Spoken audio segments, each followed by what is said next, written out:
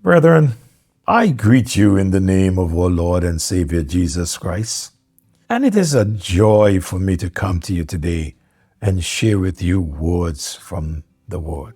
I trust that you have joined the songwriter who wrote the song, Take My Life and Let It Be. He said, Take my love, my Lord, I pour at thy feet this treasure store. Take myself and I will be ever only all for thee. Ever only all for thee. When you come to know Jesus as Lord and Savior, when you realize that you need him, when you cry out to him and ask him to come into your heart, forgive you of your sins and save you, he does just that. And as he comes into your heart to save you, I trust that you will walk with him all the way until he calls you home. God's plan for our lives. Lord, what will you have me to do? Do you know God's plan for you, Lord?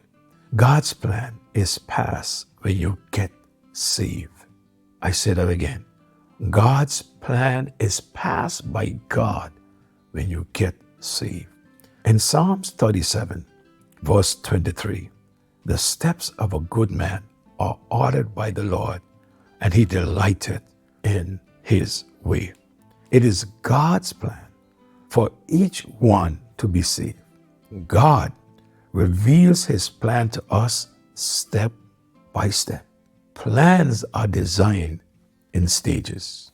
I've walked on several houses, and I've looked at others walking on houses, on buildings. One of the first things that you do when you are about to build is that you clear the land.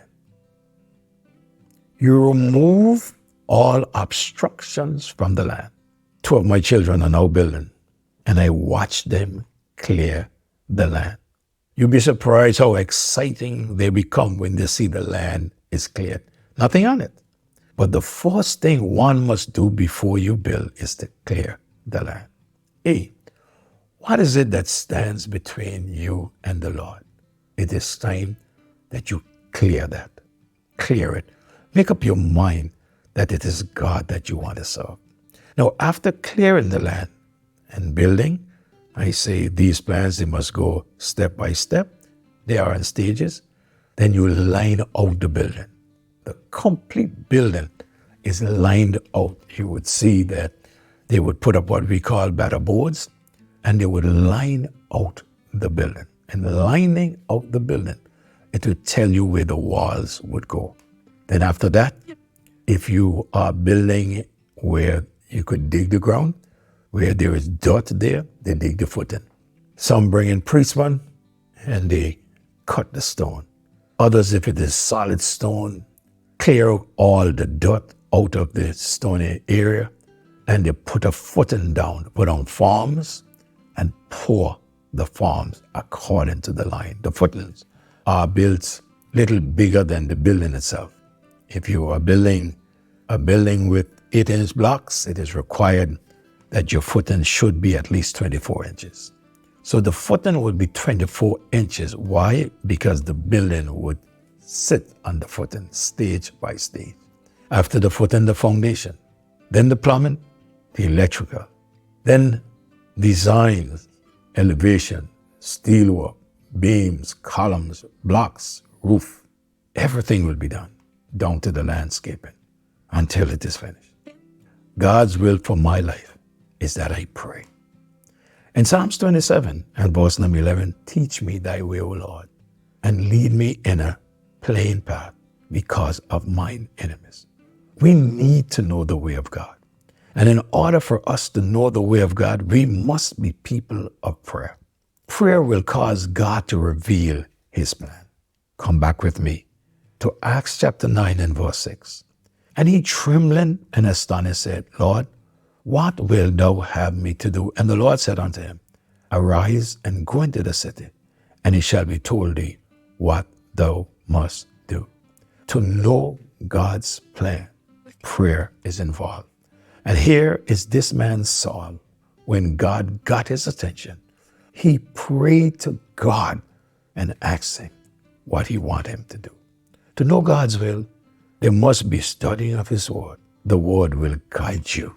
You will not know God's will just by walking up and down and say, God, I want to know your will. God, I want to know your will.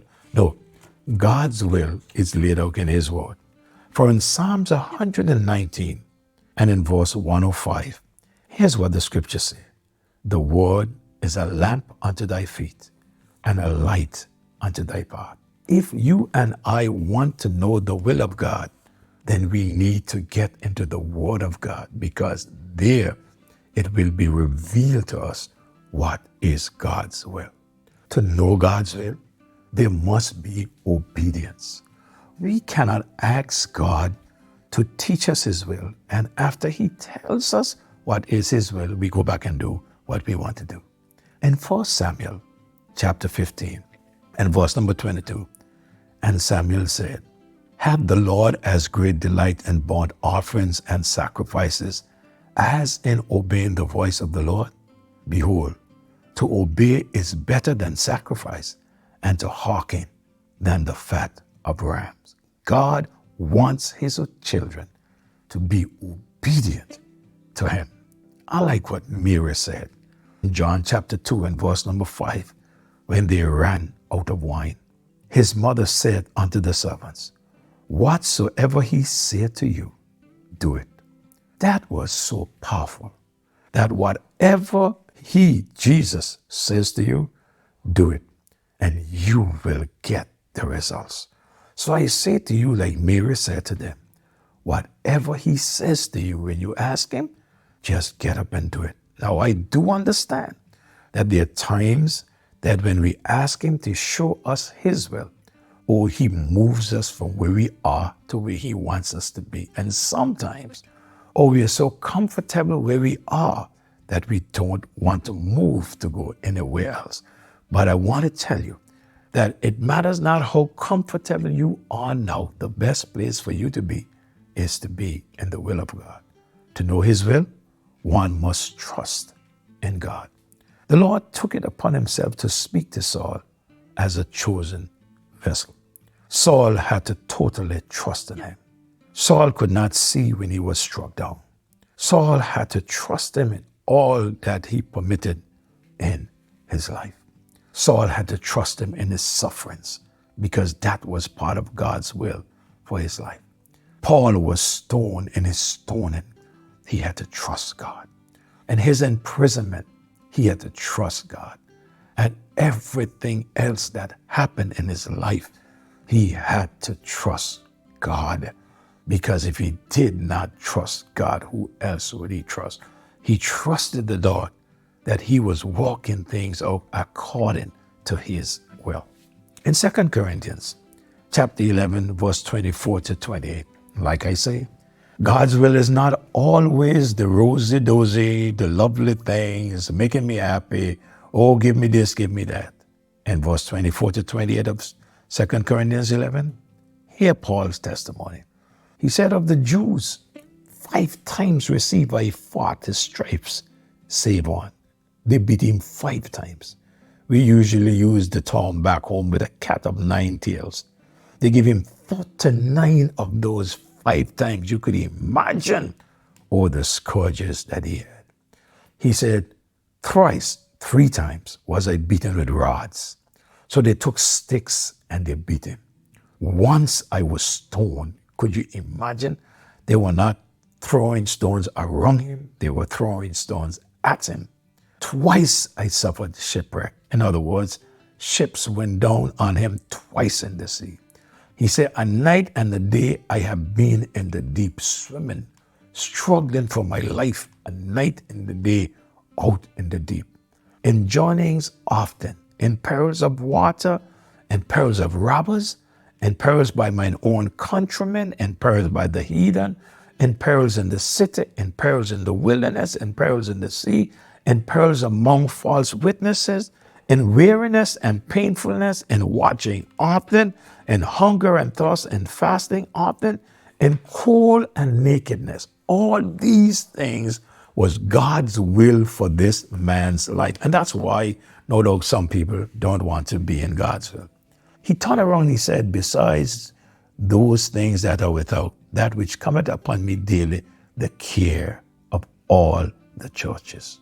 My God, look what all he went through to accomplish God's will in his life. Now listen to what Peter had to say about those of us that suffer according to God's will and what should be our attitude. In 1 Peter chapter 4, verse 12 and 13, and in verse number 19. Beloved, think it not strange concerning the fiery trials which is to try you. Boy, sometimes we go through some stuff in our lives and we often ask God, why me? And Peter said that these trials are fiery, but they are there to try us, as though some strange thing happened unto you. But rejoice inasmuch as ye are partakers of Christ's suffering, that when his glory shall be revealed, we will be glad also with exceeding joy. Therefore, let them that suffer according to the will of God commit the keeping of their souls to him in well-doing, as unto a faithful Creator. I'm going to come back next devotion and start right here, and then finish this little series that I started some time ago in regards to, Lord, remind me, what will you have me to do? Take this devotion, share it with a friend, and as you share it with a friend, be reminded that God's will for our lives is the best thing that we could have. When I come back, I will share with you that it is very important that I know God's will. Why? Because God's plan for my life, God's plan for your life is an eternal plan. God bless you. Do have a great day. Don't forget, click that button and share.